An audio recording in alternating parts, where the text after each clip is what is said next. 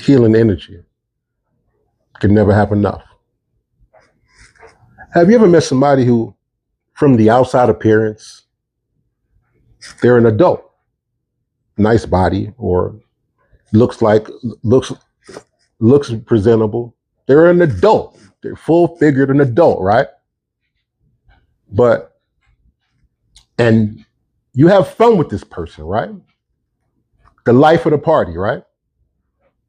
But as soon as something comes up that takes emotional balance,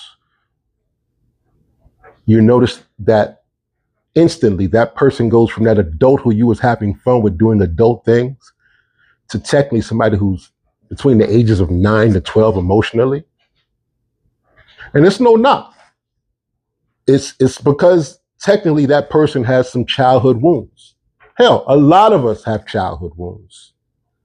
I spent a lot of my life, I tell people, I had mommy issues that I had to address. You know what I mean? I had things that had gone on in my childhood that it triggered me to certain situations when I was an adult. It drew me to certain kind of people when I was an adult.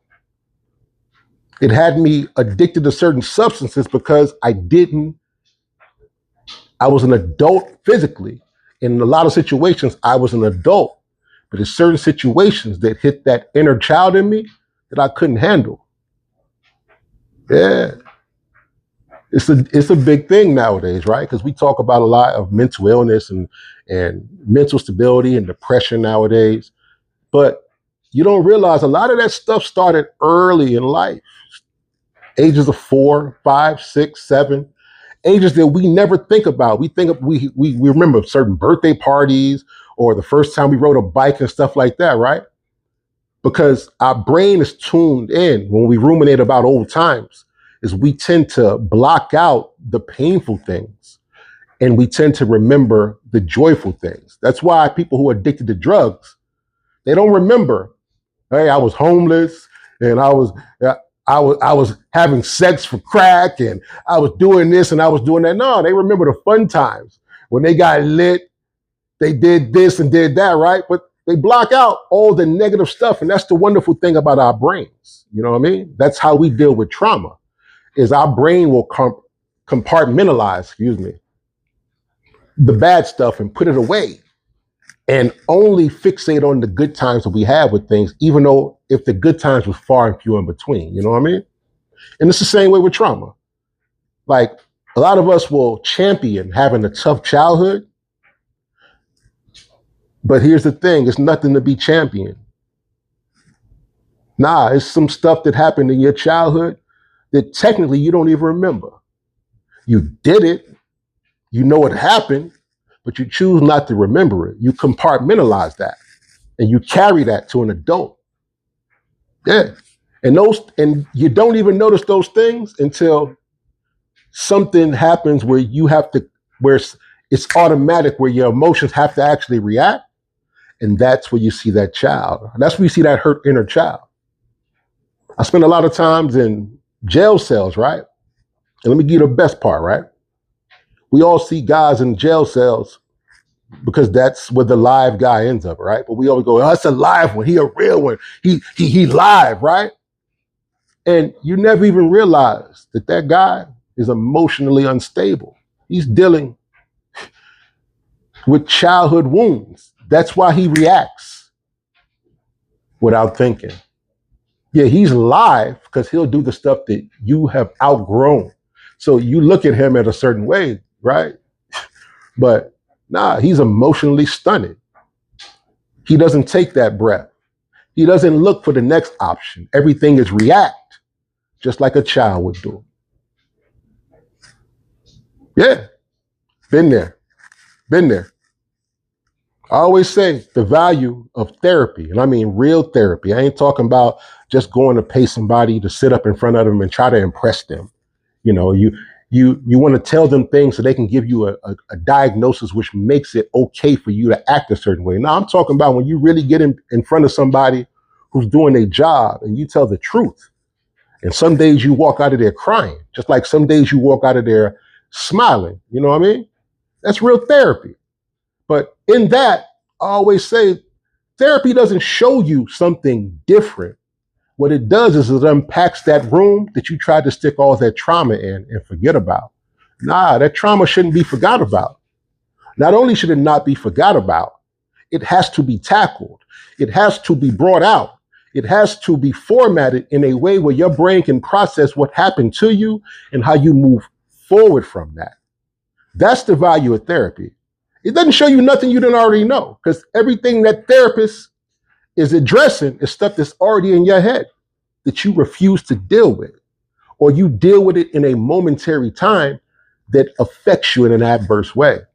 That's why when you tend to not address things, you tend to realize that your depressions go on longer. You tend to be in these shitty moods. You tend to draw in people who are just as damaged as you, and you wonder why you never elevate. It's because you're taking advice from people who technically are just as traumatized as you. They look like adults like you, but they just wounded 12-year-olds. Right? Now, here's the best part, right? We look at teenagers and we go, hey, why do you get advice from your friends? Your dad knows it all. Your mom knows it all, right? I've been through this. Well, that's what you're doing as an adult when you talk to other traumatized people who haven't addressed their trauma. They look like adults, but they're just hurt 12-year-olds giving you bad advice. Nah, man. And I get it. Therapy can be expensive, especially if you don't have really, really good healthcare coverage, right? But if you're fortunate enough to actually have some, and you're fortunate enough to sit in front of somebody, and you don't tell them the truth, and if you don't dig deep in your soul to find out why am I going through these obstacles over and over, then man, you ain't doing nothing but filling somebody's bank account up. It's like having a dope dealer. Every time they visit you, they're not helping you. They're tearing you down, but you're filling that, you're giving them new cars, new cribs, a bigger Cuban, but they're not helping you. That's what it is like. That's what it's like when you sit in front of a therapist and you don't be bone staking. You don't tell the truth about what's really in your mind. Only thing you're doing is you're giving them a new car. You're sending their kids to college and they're doing nothing for you. Why? Because you haven't given them anything to help you with. Yeah. So you can turn your therapist into basically your dope dealer.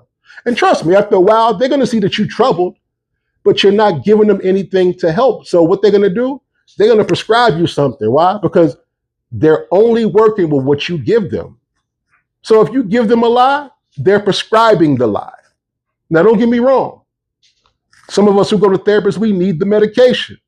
But please, one, go in there sober so they can actually get a good baseline of what you really are, whether you're frantic, whether you're this, whether you're that. If you go into a therapist's office and you're high, guess what he's seeing? The medicated version of you, the relaxed version of you, the part of you that actually takes a lot of money to get like that, but then can't help you because they're only dealing with a fake version of you, and they'll diagnose you under that fake status. Nah, man, go up in that people's office, man. Don't be afraid to cry. That's what they get paid to do. They get paid to deal with your childhood trauma. They get paid to deal with your shit. They get paid to see you in a way that technically your ego don't want you, none of your friends to see you. And that's the value of therapy, man. Anything other than that, you just playing games. You wasting time. Matter of fact, you should only, if you're going to go in there and play, you probably shouldn't even go for a while. You should probably hit that thing that I call rock bottom. Because that's when you find out when you really in that hole, oh, you more than happy to talk to somebody then. But if you think you skating through, nah, bro, you too cool for the room. Leave that person alone and let them help somebody who really needs that help. Nah, go in there when you are ready to rip past them layers and tell the truth about yourself. Tell the truth about your life. There ain't nothing glamorous about therapy, man. But the person who walks out of there is going to be one glamorous person one day when they address all them childhood issues. That's what's up, man. Healing energy. You can never, never, get enough of it. That's what's up.